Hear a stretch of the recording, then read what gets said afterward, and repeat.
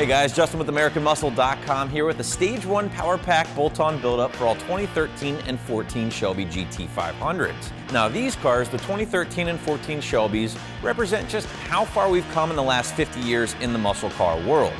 Beautifully aggressive modern styling, technology and creature comforts that would rival most luxury cars, and oh yeah, by the way, a 200 mile an hour plus top speed, courtesy of one of the craziest power plants ever to grace a production car's engine bay.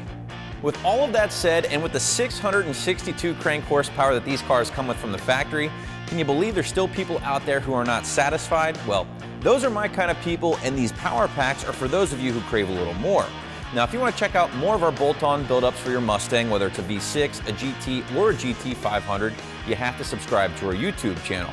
We already grabbed the baseline number for our 2014 GT500 behind me, so let's get to work with the first stage of our power pack.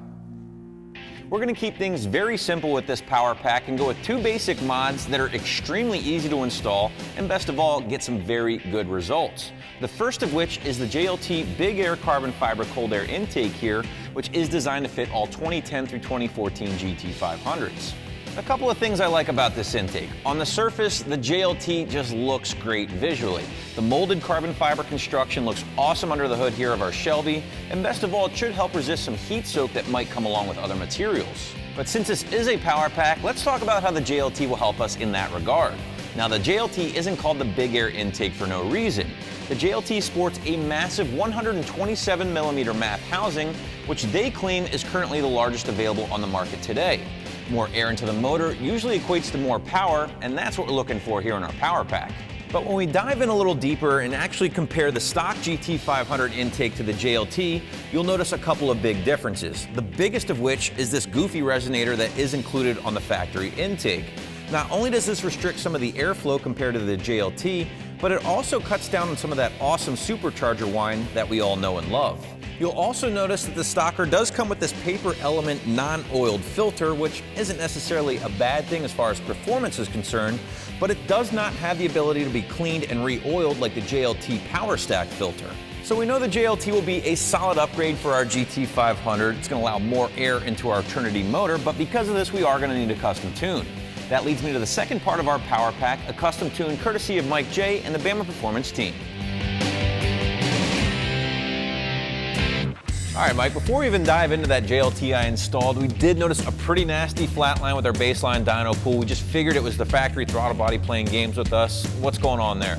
Yeah, it's a pretty common occurrence on the 13, 14 GT500s for the throttle blade to actually open and close slightly under full throttle pulls.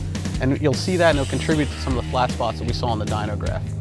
Basically, our tune, though, we're going to fix that problem completely. That's what we like to hear. All right, good stuff. Now, tell us a little bit more about tuning a monster like the GT500. Well, for starters, we just want to do some basic pulls so that we can get some numbers on it and see where we're at. Once we're there, we'll look at the spark tables, look at our fuel tables, add a little bit there, add a little bit here, and then all to optimize our air-fuel ratio. Try to get the most out of whatever mods we're going to add to the car. I'm guessing the JLT should help too? Absolutely. It's going to be a big help, especially in the future power packs. All right, y'all done uploading? Yes, sir. Hop on out, man. I'm going to do another pull and see what we're looking at.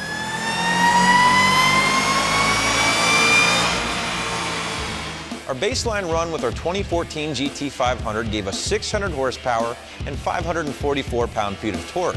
With our Stage 1 power pack installed, we put down 645 horsepower and 659 pound-feet of torque, giving us a peak gain of 45 horsepower over our baseline numbers and curve gains of 101 horsepower and 125 pound-feet of torque.